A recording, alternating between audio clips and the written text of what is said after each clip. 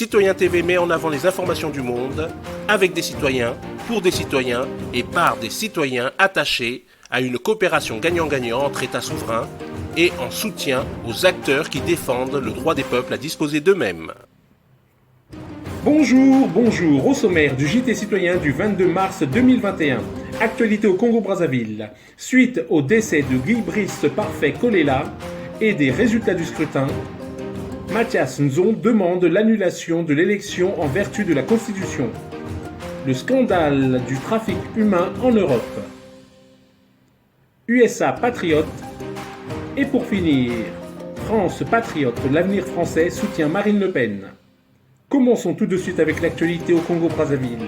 Je viens d'avoir son porte-parole Lucrèce Nguedi au téléphone. Il m'a donc confirmé le décès de Guy Brice Parfait Kolela. Il était hospitalisé sous assistance respiratoire. Il avait publié samedi soir une vidéo sur les réseaux sociaux sur son lit d'hôpital. En fait, il avait été évacué vers la France pendant la nuit. Il voyageait d'abord d'un vol privé, d'un avion médicalisé. Il était accompagné par un médecin congolais ainsi qu'un réanimateur. Et il y avait également son épouse, Madame Nathalie Kolela, qui était à ses côtés. L'avion, d'après ce que m'a dit son porte-parole, a atterri à 1h35 à l'aéroport du Bourget à Paris. Mais Monsieur Kolela est décédé avant même de pouvoir arriver à l'hôpital. Alors, évidemment, la question reste de savoir si son décès aura ou non un impact sur le scrutin, l'élection. Pour l'instant, nous n'avons pas d'informations, nous n'avons pas pu encore étudier les textes congolais. Le porte-parole de Guy Brice Parfait Kolela, de son côté, n'a pas plus d'informations. On en saura plus certainement dans les prochaines heures. Tout de suite, le scandale du trafic humain en Europe. Des organismes humanitaires complices de la traite d'êtres humains, TV Liberté l'évoque depuis plusieurs années, et nous aussi évidemment, c'est désormais un rapport de police italien qui le confirme. Voilà, c'est juste hallucinant. Je vais vous mettre la petite vidéo parce que c'est des dossiers auxquels on va parler de plus en plus. Pointions déjà du doigt la convergence entre les associations humanitaristes de gauche avec le banditisme organisé à des fins migratoires. Un rapport de la police italienne confirme cela et va même plus loin. Les ONG visées sont, en plus de leur collaboration avec des organisations criminelles, accusées de jeter leurs déchets à la mer, de violer les normes de sécurité des bateaux, ce qui n'est pas très sécurisant pour les migrants, ou encore de chercher à faire du chiffre humain pour communiquer auprès de leurs donateurs et donc dans un objectif de maximisation du profit en matière de levée de fonds. On est loin de l'image d'Épinal du sauveteur de migrants à la dérive. Parmi les éléments de l'enquête, on retrouve des centaines de messages, des écoutes téléphoniques, des vidéos, autant d'éléments accablants pour 3 ONG. L'organisation britannique Save the Children, qui ne sauve pas vraiment d'enfants vu la moyenne d'âge des migrants en transit sur la Méditerranée, Médecins sans frontières, Cocorico, fondée notamment par Bernard Kouchner, ou encore l'association allemande Jugendrettet, une véritable épopée européenne en somme. Save the Children a par exemple collaboré avec la milice libyenne d'Abachi, qui fait du trafic d'êtres humains sa spécialité et qui entretient des liens avec l'État islamique. Cette collaboration porte sur la livraison de cargos remplis d'êtres humains. Tout le monde y trouve son compte, les passeurs encaissent via leur raquette des migrants et les associations via les institutions et les particuliers donateurs à qui on vend une belle histoire d'accueil. En concurrence sur le créneau de la misère, les associations se livrent ainsi un combat au plus faisant, un combat qui peut s'avérer mortel pour ceux-là même qu'elles affirment vouloir sauver. C'est tout un système de contournement des règles de secours mis en place par les autorités italiennes qui aurait ainsi vu le jour, avec un risque évident, outre l'appel d'air migratoire, de mise en danger de la vie d'autrui. Tout de suite, USA patriote. C'est la rencontre du président du NRSC, Comité national républicain des sénateurs, Rick Scott, avec le président Trump le 11 mars pour discuter de la liste des candidats du Parti républicain pour les élections de mi-mandat. Les objectifs du NRSC et du président Trump ne sont pas les mêmes. Alors, qu'est-ce que cela signifie pour Scott d'aller rencontrer le président Trump ? Le 11 mars, le président Donald Trump a dîné avec le président du National Republican Senatorial Committee, Rick Scott. Cette rencontre intervient dans un contexte de relations tendues entre les deux plus puissants républicains d'Amérique, le président Trump d'un côté, et le leader du Grand Old Party au Sénat, Mitch McConnell. L'influence de M. Trump parmi les républicains du Congrès reste très forte et les résultats des sondages auprès des électeurs républicains restent très élevés en sa faveur. McConnell, quant à lui, reste le républicain le plus puissant du Capitole à Washington. Avant cette réunion, le NRSC et le Republican National Committee, RNC, ont eu une prise de bec au sujet de l'utilisation du nom et de l'utilisation des idées de Trump pour collecter des fonds. La situation a rapidement changé après que le président Trump a demandé aux 3 organismes de cesser de collecter des fonds en son nom. Les entités ont rapidement adopté un ton conciliant en public. Le 9 mars, Scott, la présidente du RNC, Ronna McDaniel, et le président du NRCC, Tom Emmer, ont écrit dans une déclaration commune: le RNC, le NRSC et le NRCC sont reconnaissants au président Trump pour son soutien passé et futur. Ensemble, nous avons hâte de travailler avec le président Trump pour reprendre nos majorités au Congrès et obtenir des résultats pour le peuple américain. Les républicains ont compris que pour reconquérir leur majorité au Sénat l'année prochaine, ils devaient s'appuyer sur le pouvoir du président Trump. Selon Fox News, le NRSC a annoncé le 10 mars qu'il avait collecté 6,4 millions de dollars le mois dernier, plus de la moitié des contributions provenant de donateurs de base, qui sont les fidèles partisans du président Trump. Comme le dit le sénateur américain Lindsey Graham, il est impossible pour nous de réussir sans le président Trump. Fin de citation.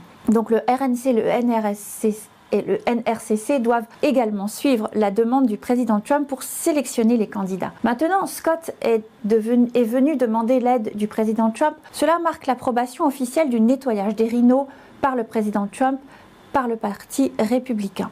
Dans une interview accordée au Miami Herald, avant le dîner, Scott a déclaré qu'il espérait profiter de la réunion pour renforcer la nécessité pour Trump de travailler avec le NRSC alors que les républicains cherchent à regagner leur majorité au Sénat l'année prochaine. Scott a déclaré, je cite, « Je veux être un additif en bateau, je veux que nous ramions tous dans la même direction ». Un conseiller de Trump a confirmé que le président et Scott ont discuté du recrutement de candidats pour l'élection de 2022 et de l'obtention du soutien de Trump pour des titulaires spécifiques. Scott s'est surtout attaché à trouver le meilleur candidat pour les élections de mi-mandat et à trouver la meilleure façon de travailler avec l'équipe de Trump. Ce dernier n'a pas voulu céder sur son opposition à Murkowski. Il semble donc que la décision du président Trump de ne pas créer un 3e parti était judicieuse. Il utilise les dons pour nettoyer et unifier le parti républicain. Après tout, il faut une équipe mature pour diriger un pays, bien que s'il crée un nouveau parti, il aura beaucoup de gens qui le suivront.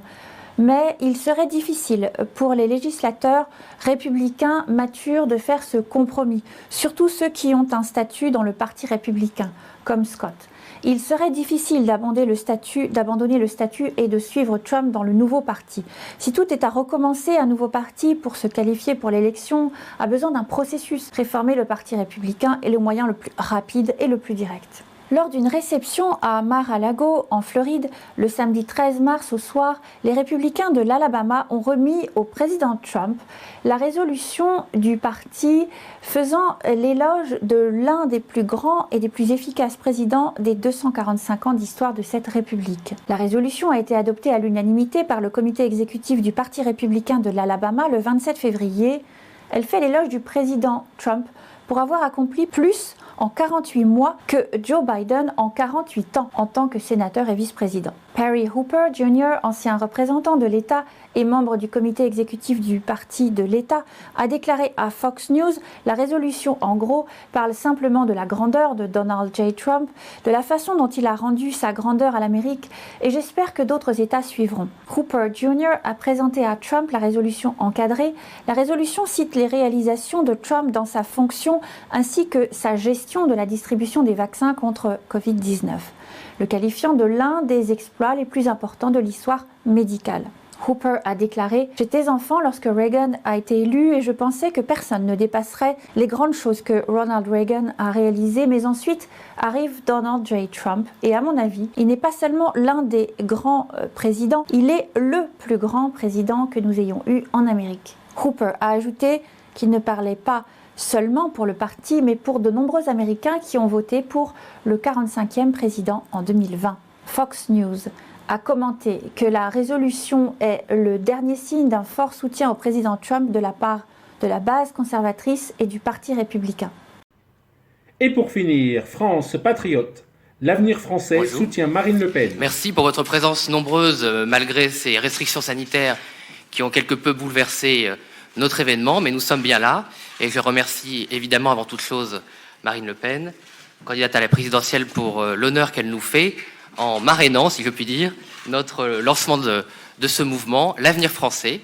L'avenir français qui est une surprise, puisque quand nous avons pris à quelques-uns notre décision de rompre avec la politique d'isolement de Nicolas Dupont-Aignan, nous ne savions pas si nous allions faire un mouvement. Nous y étions ouverts à ce qui allait se passer, et la réalité, c'est que ce n'est pas nous qui avons fait ce mouvement, c'est le mouvement qui est venu à nous. Qu'est-ce que je veux dire par là? C'est que la ligne politique qui est suivie maintenant depuis plusieurs années par Marine Le Pen, une ligne politique républicaine de rassemblement, de salut public, s'est exprimée à la dernière présidentielle par toute sa force et depuis lors, a continué à s'imposer et à prospérer. En 2017 a eu lieu un moment pour les gaullistes, pour tous ceux qui aiment la France, qui était un moment historique. Nous avons réussi, ensemble, à rompre la digue stupide et néfaste que la gauche socialiste, François Mitterrand, avait bâtie entre nos forces politiques de manière illégitime. Nous avons réussi à dépasser cette digue sur la base d'un accord de gouvernement qui était à la fois extrêmement simple et extrêmement intéressant pour l'avenir. Cet accord de gouvernement était un point d'équilibre pour mieux gouverner la France, pour sauver la France et pour rassembler un maximum de Françaises et de Français. Nous n'avons pu que constater que Marine Le Pen, constamment, a parfaitement respecté cet accord de gouvernement et mieux a continué à l'incarner et à le défendre. À partir de ce moment, et compte tenu du fait que les circonstances politiques qui avaient conduit à cet accord, c'est-à-dire la menace à l'époque de l'élection du champion de tout ce que nous combattons et de tout ce qui fait du mal à la France, le mondialisme, le communautarisme, l'effacement des nations, toutes ces conditions sont toujours remplies aujourd'hui, mais mieux encore, elles sont encore plus graves et plus critiques pour l'avenir du pays. Compte tenu de cette évidence, le raisonnement que nous avons tenu est extrêmement simple. Il faut s'unir et il faut autour de la candidate naturelle de notre famille politique, non seulement parce qu'elle est en mesure de gagner, non seulement parce qu'elle doit gagner, mais aussi et surtout parce que c'est la meilleure candidate pour gagner. Et je voudrais dire clairement pourquoi. La première chose qui me vient à l'esprit, c'est qu'aujourd'hui, Marine Le Pen incarne et sera la championne des libertés fondamentales qui ont constitué l'identité, l'ADN de notre pays, mais aussi de notre civilisation. La France, à petit feu, est en train de mourir du manque de liberté que nous avons toujours incarné aux yeux du monde. Il faut rétablir nos libertés individuelles. Libertés individuelles qui, évidemment, ont été diminuées avec cette crise sanitaire, mais libertés individuelles qui étaient déjà extrêmement fragilisées. Incapacité de s'exprimer librement, incapacité de penser librement, incapacité de réfléchir même parfois librement, menace sur un certain nombre de nos concitoyens qui ne peuvent plus vivre comme ils l'entendent, alors que la France n'a jamais été aussi tolérante.